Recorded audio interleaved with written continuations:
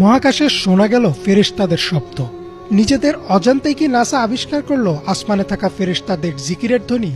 নাসার একটি গবেষণায় উঠে আসে মহাশূন্যকে নিঃশব্দ ভাবা হলেও আসলে সেখানে প্রতিনিয়ত শব্দ হচ্ছে। গবেষকরা সেই শব্দ শুনে বলছেন যেন বিলিয়ন বিলিয়ন মানুষ একসঙ্গে গান গাইছেন। অথচ শবে মেরাজের রাতে রাসূল সাল্লাল্লাহু আলাইহি ওয়াসাল্লাম বলেছিলেন মহাকাশে প্রতিনিয়ত ফেরেশতারা জিকির করছেন। তবে কি এবার রেকর্ড করা হলো ফেরেশতাদের জিকিরের ধ্বনি? আবু দার রাদিয়াল্লাহু তাআলা আনহু বলেন, রাসূল সাল্লাল্লাহু আলাইহি ওয়াসাল্লাম যখন মিরাজ থেকে ফিরে আসেন তখন তাকে প্রশ্ন করা হয়, আপনি আকাশে কি দেখেছেন বা কি শুনেছেন? উত্তরে তিনি বলেন, আমি যা দেখেছি তোমরা তা দেখো না, আর আমি যা শুনেছি তোমরা তা শুনো না। আকাশে প্রচণ্ড কাঁপুনির শব্দ হচ্ছে, আর তা হওয়ার কারণ আছে। আকাশে 4 আঙ্গুল পরিমাণেও জায়গা খালি নেই, সবখানেই ফেরেশতারা সিজদায় আছেন আর আল্লাহর জিকির করছেন। রাসূল সাল্লাল্লাহু আলাইহি ওয়াসাল্লাম হাদিসটিতে প্রচণ্ড ঝাঁকুনির মতো শব্দ হচ্ছে বলে। আগে ধারণা করা হতো মহাকাশ যেহেতু একটি বায়ুশূন্য স্থান, তাই সেখানে শব্দ হওয়া সম্ভব না। কিন্তু মহাকাশ গবেষণা কেন্দ্র নাসার একাধিক গবেষণায় বর্তমান সময়ে এটা প্রমাণিত যে মহাকাশে শব্দ হচ্ছে। সংস্থাটির hour universe is not silent অথবা লিসেন টু দ্য ইউনিভার্স শীর্ষক প্রতিবেদনে দেখানো হয়েছে কিভাবে মহাকাশে শব্দ হয়।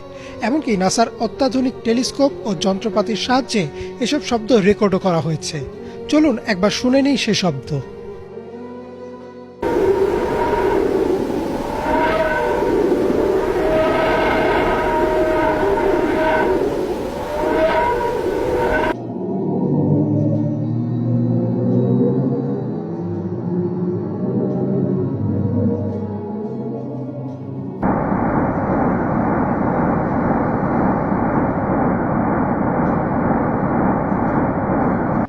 গবেষকরা বলছেন মহাকাশে মুক্তভাবে ছড়িয়ে ছিটে থাকা বিভিন্ন কণা বা নক্ষত্রের রেডিয়েশনের কারণে এ কম্পন বা ভাইব্রেশন সৃষ্টি হয়।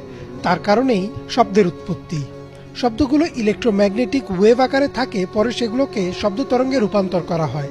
একটু খেয়াল করলে দেখা যাবে যে রাসূল সাল্লাল্লাহু আলাইহি ওয়াসাল্লাম 1400 বছর আগেই বলেছিলেন যে আকাশে কাঁপুনির শব্দ হয়। নাসাও বর্তমানে বলছে শব্দ কাঁপুনির কারণে হয়। এমনকি গবেষণার সাথে যুক্ত একজন গবেষক বলেন, এই শব্দ শুনে মনে হচ্ছিল যেন বিলিয়ন বিলিয়ন মানুষ একসাথে গ্রেগরিয়ান চ্যান্ট গাইছে। গ্রেগরিয়ান চ্যান্ট হচ্ছে খ্রিস্টানদের একরকম ধর্মীয় সঙ্গীত যা একসাথে গাওয়া হয়। অথচ মহানবী সাল্লাল্লাহু আলাইহি ওয়াসাল্লাম 1400 বছর আগেই বলেছেন যে ফেরেশতারা একসাথে আল্লাহর জিকির করছেন।